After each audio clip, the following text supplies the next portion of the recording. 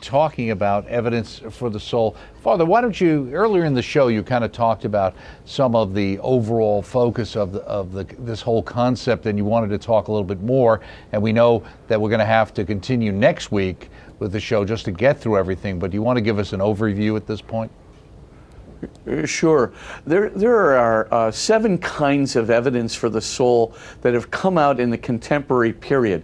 Now, some of these kinds of evidence go back to ancient times, especially with Plato and St. Augustine and St. Thomas Aquinas.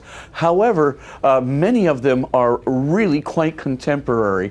Let me just go through the different kinds of evidence, and then in next week we can talk about them in detail and maybe even get some questions about them. Okay. Number one, you have heard me probably talk about the linguistic anthropological evidence for a soul.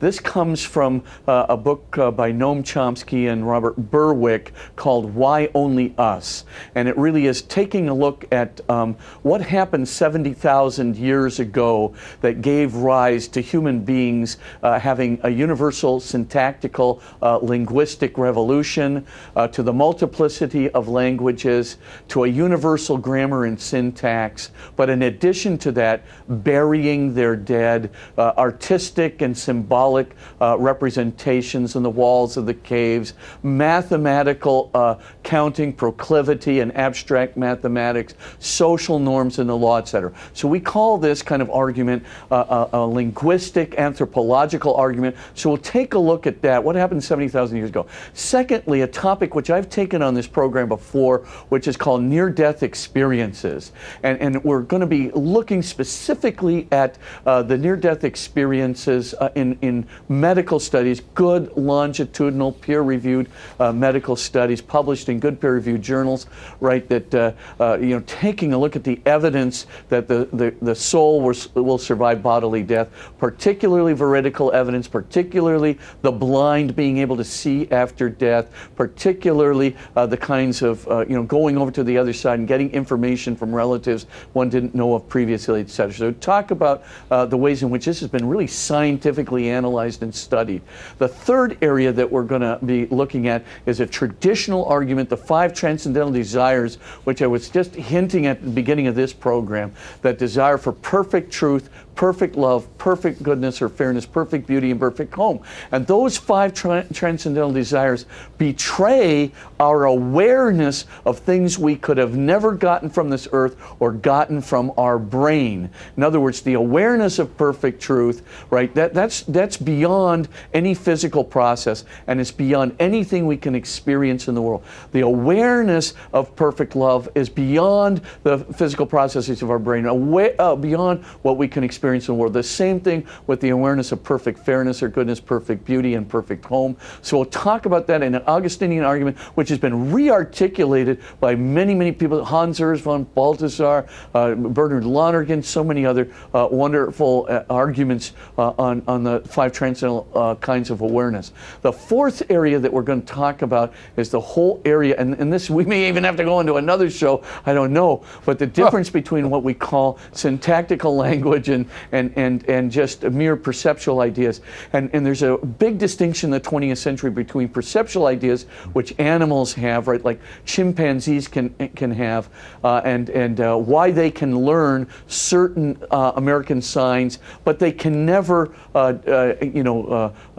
understand a real sentence that has syntax in it, like the difference between dog bites man and man bites dog. Mm-hmm. We see, for example, and chimpanzees, they can be taught 165, characters in American Sign Language, all of which represent perceptual ideas, which I'll explain next week. But with all of those signs, they can't, distinguish a subject from a predicate or a subject from an object, and therefore the joke that makes a little child chortle, the idea of man biting dog, they don't understand it at all or be able to distinguish it. And so we have to understand why not? Because they don't have conceptual ideas. They only have perceptual ideas. And we're going to talk about what's necessary to have a conceptual idea, and we'll get into the whole world of heuristic notions. And this is a fascinating fascinating world of the soul, the kind of language that we have, the kind of understanding that we have. Then we get into a fifth area, which is the area of mathematics. A very famous mathematician by the name of Kurt Gödel. And Gödel actually had a proof which shows that the way that human beings understand mathematics and grasp mathematical intelligibility has to be completely trans-algorithmic. That is to say, it can't be based on a set of programs or rules that are programmed into a human mind.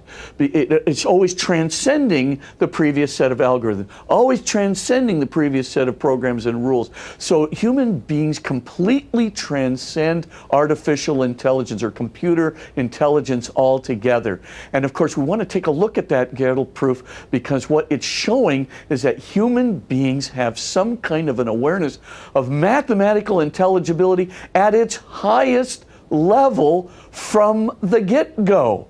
And that's how mathematicians create new mathematical laws, right? You can feed it into a computer, but a computer can never do it because a computer is dependent on the previous set of algorithms.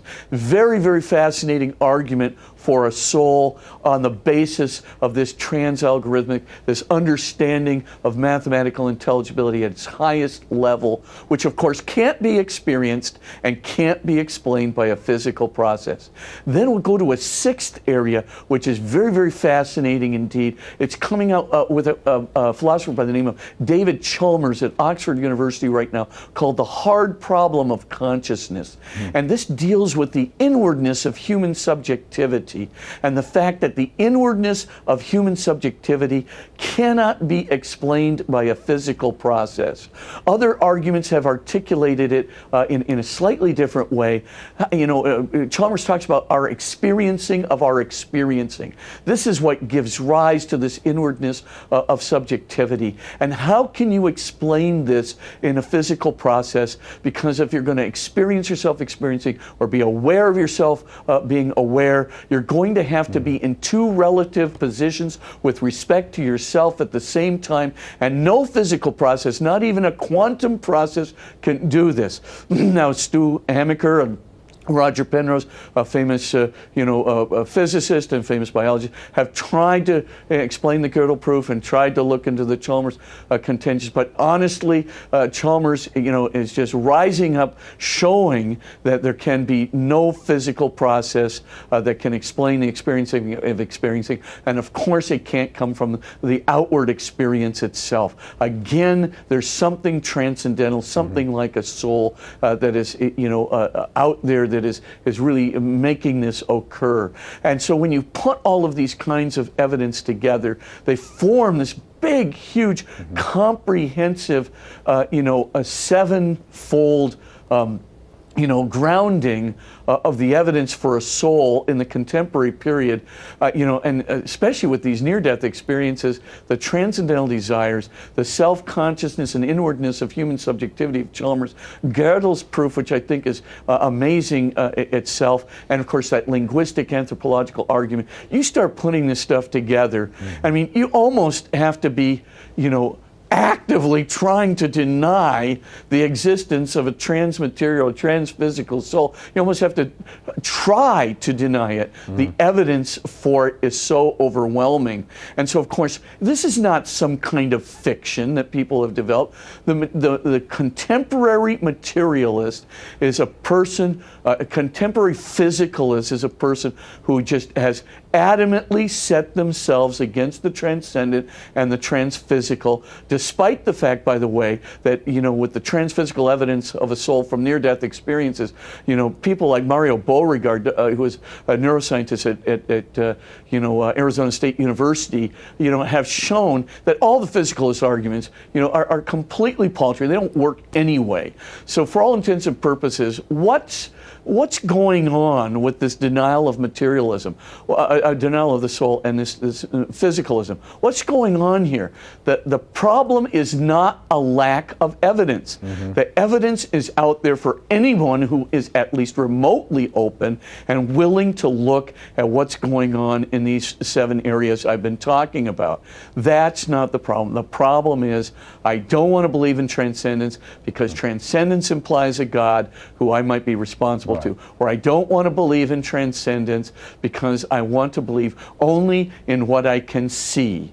And of course, you know, that of course is like giving yourself a frontal lobotomy just for the heck of it, just as a matter of opinion.